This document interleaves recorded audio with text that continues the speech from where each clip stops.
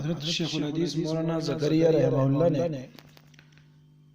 ایک بڑا ہی دلچسپ واقعہ لکھا ہے اور فرماتے ہیں کہ بہت ساری احادیث میں یہ واقعہ منقول ہے، بہت ساری احادیث میں یہ واقعہ ذکر کیا گیا ہے کہ حضور اکرم صلی اللہ علیہ وسلم کے ایک صحابی ہیں حضرت مالک رضی اللہ عنہ، ان کے ایک صاحبزادے کو کافروں نے قید کر لیا اور مضبوط جو ہے وہ تسموں سے ان کو باندھ دیا۔ نہایت ان پر سختی کی جاتی تھی اور بھوکا بھی رکھا جاتا تھا، پیاسا رکھا جاتا تھا، ہر طرح سے ان کو تکلیف دی جاتی تھی۔ بہرحال اس بیٹے نے کسی طریقے سے اپنے والد کو خبر پہنچا دی، خبر بھیج دی اور عرض کیا اپنے والد سے کہ حضور اکرم صلی اللہ علیہ وسلم سے میرے لیے دعا کروائیں اور آپ صلی اللہ علیہ وسلم سے عرض کریں کہ میرے لیے دعا فرمائیں۔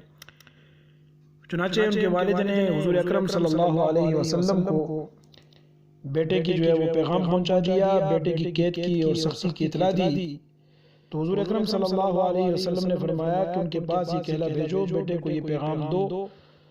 کہ اللہ تعالیٰ سے ڈرتے رہیں، یعنی تقوی اختیار کریں، اور تقوی جو ہے وہ ہر چیز کی بنیاد ہے۔ اللہ تبارک و تعالیٰ نے قرآن مجید میں بار بار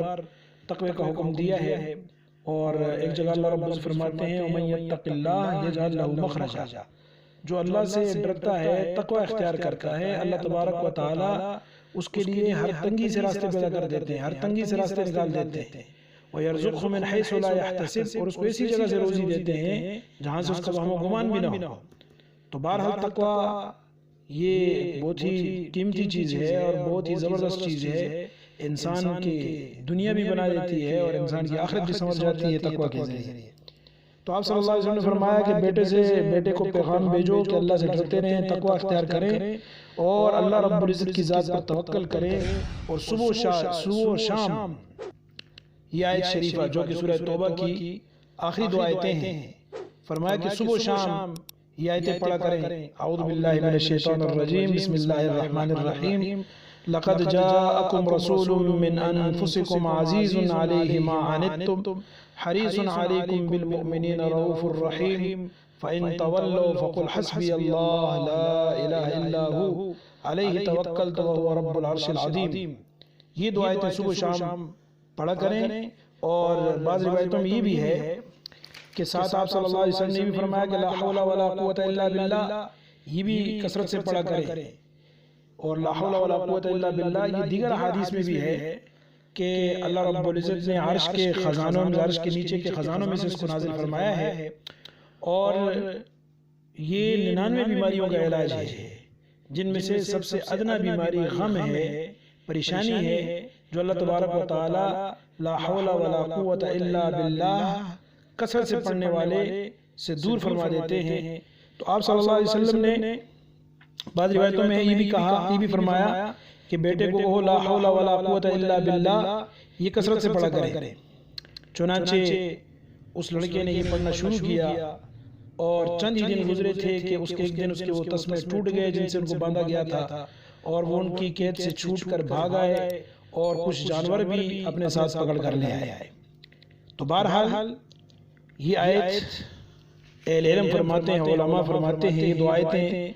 جو آدمی صبح و شام پڑھ لیا کرے، اللہ تبارک و تعالی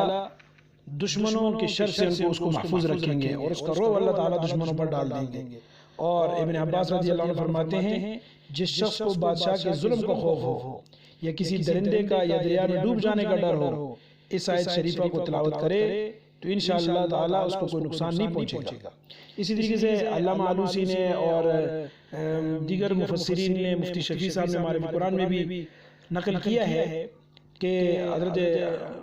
ابو داؤد کے حوالے سے نقل کیا ہے کہ حضرت ابو درداء رضی اللہ عنہ فرماتے ہیں جو آدمی صبح و شام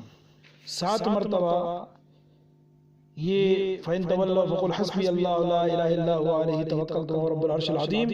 7 مرتبہ صبح پڑھ لے، 7 مرتبہ شام پڑھ لے، تو اللہ تبارک و تعالی ہر پریشانی سے اس کو محفوظ رکھیں گے۔ تو بہرحال احادیث میں جو چیز آئی ہے، احادیث میں جو